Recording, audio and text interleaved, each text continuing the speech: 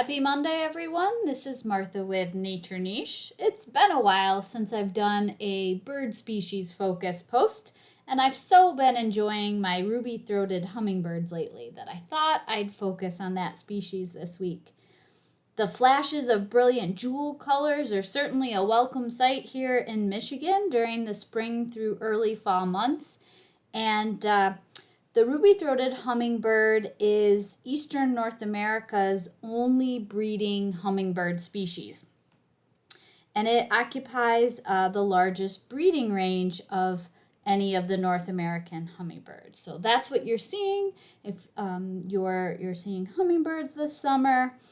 Ruby-throated hummingbird breeds from southern Canada, south into Florida, and is generally east of the Great Plains and inhabits deciduous woodlands.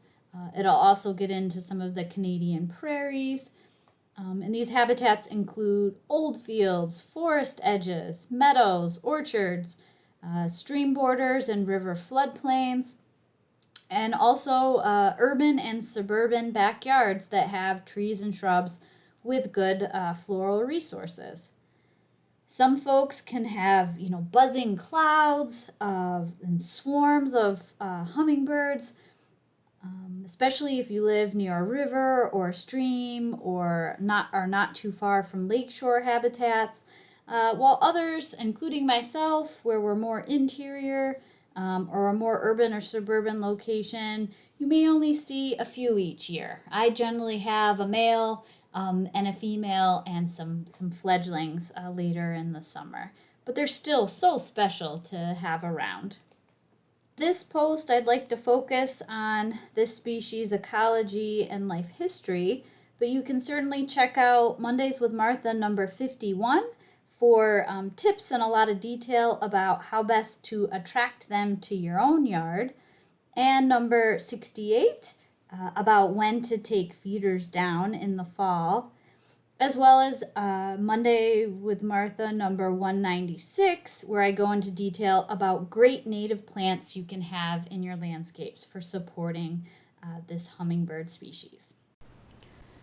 This is the ruby-throated hummingbirds range map by Cornell Lab of Ornithology on their All About Birds website. And it shows that this species is a medium to long distance migrant. Some individuals make an incredible flight directly across the Gulf of Mexico in one shot. So that's approximately 500-mile journey all at once. Other individuals of this species take a longer migratory route around the edge of the Gulf of Mexico.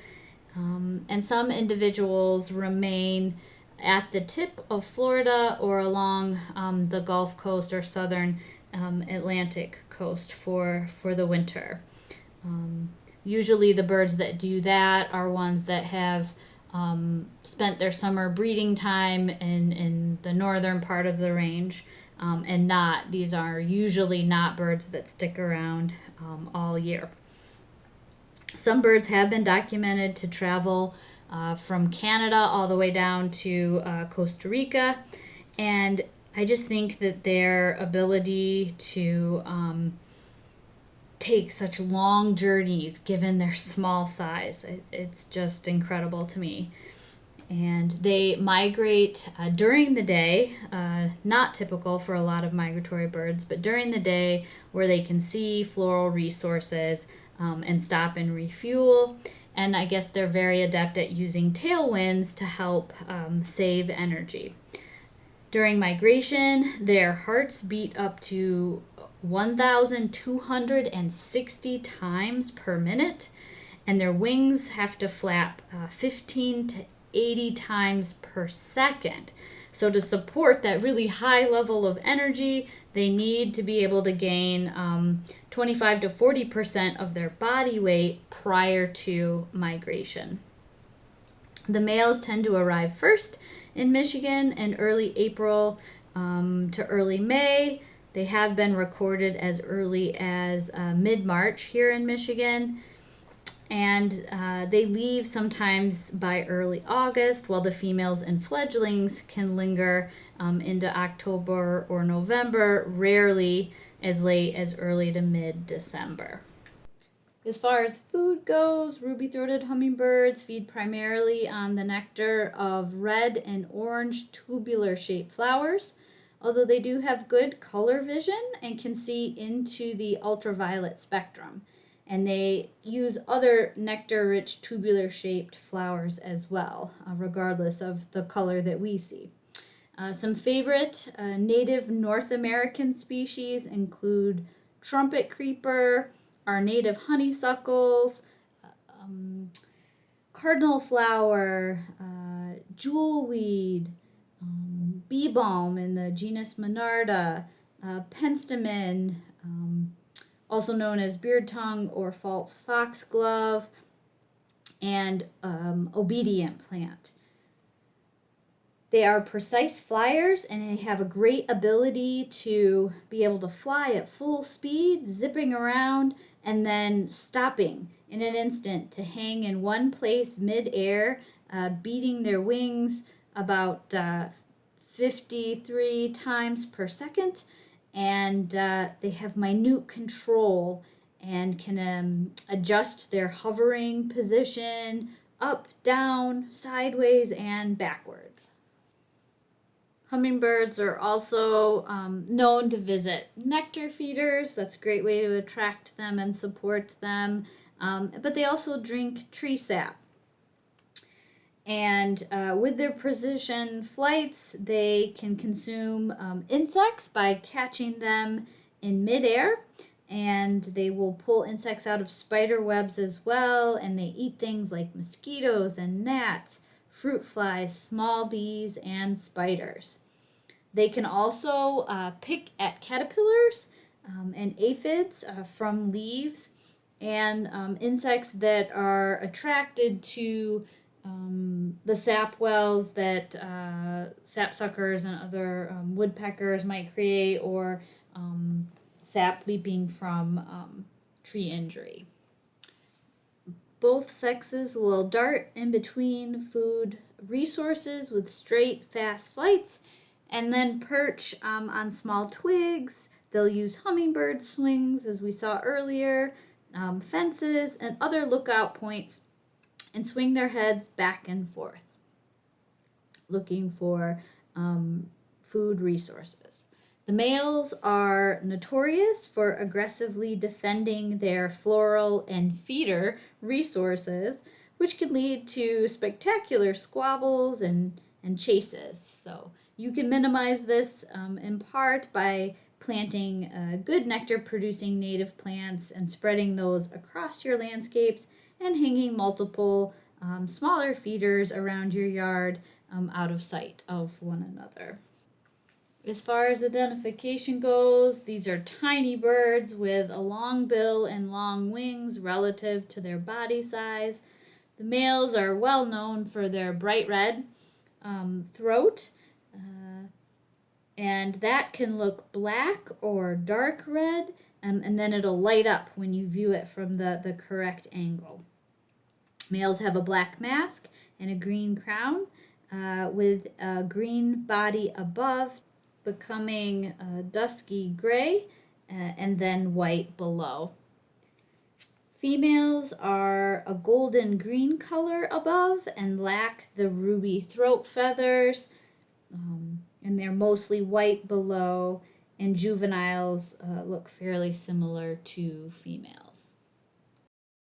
As far as breeding and nesting behaviors go, the males are known for their exuberant courtship displays when females enter their territory. So they make looping U-shaped dives where they can reach speeds 2 to 3 times as fast as their normal flights, from heights up to 50 feet above the female.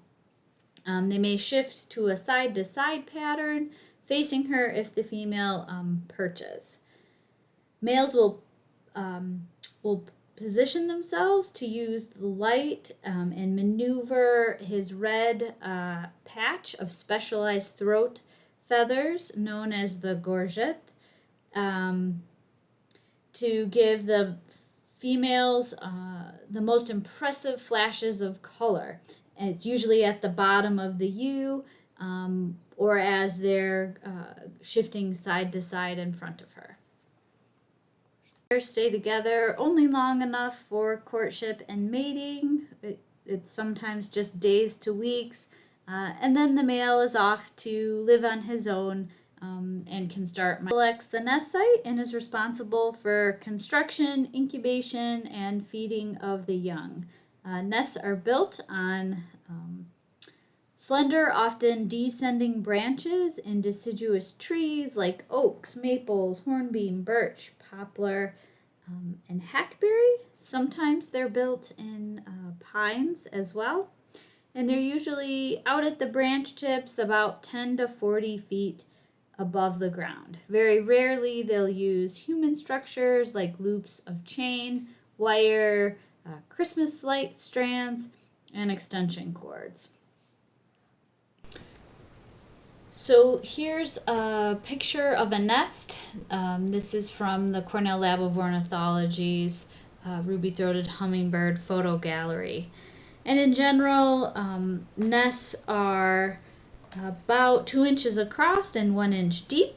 The inner cup is about the size of a sewing thimble, and it's built on top of the branch, consisting of thistle or dandelion down, held together with spider web silk, and sometimes pine resin. It's camouflaged with bits of lichen and moss on the outside, and the walls remain pliable so that the nest stretches as the chicks grow. Clutch size for ruby-throated hummingbird is 1 to 3 eggs, and each tiny white egg is only about a ½ inch long and weighs about ½ gram. These hummingbirds can have 1 to 2 broods per nesting season, and the female incubates for about 2 weeks, and the nesting period to fledging is 18 to 22 days. As far as conservation goes, ruby-throated hummingbird populations have been steadily increasing according to the North American Breeding Bird Survey, with an estimated breeding population of 36 million, making it a species of low conservation concern, but they're certainly still a joy to have around in your backyard. They're a great pollinator and insect eater in the landscape, and I encourage you to do everything you can to help support this species. You can do that by planting lots of native nectar-producing plants that bloom throughout their migration and breeding time with us here in North America. You can minimize pesticide use so that there's good nectar food and insect food resources for them. You can provide safe, clean, well-monitored feeders that are out of reach of cats, and place them either on or within 3 feet of windows or more than 30 feet away, taking steps to minimize window collisions. For more on that, check out Monday with Martha number 78. And certainly conserve your trees and shrubs for perching and nesting habitat for them. Again, more details on all the great native plants to support hummingbirds in Mondays with Martha number 196. I also encourage you to learn more and share with others what you've learned about this amazing bird species. I'll throw in into the video description links to Cornell Lab of Ornithology. They have a self-paced online course called The Wonderful World of Hummingbirds, and a link to the Michigan hummingbird guy, Alan Chartier, his website, and just a plug for an upcoming local event near our store in Midland, Michigan.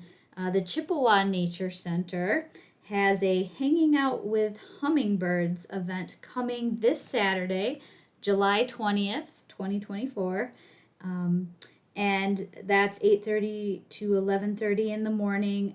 I went last year and had a fabulous time.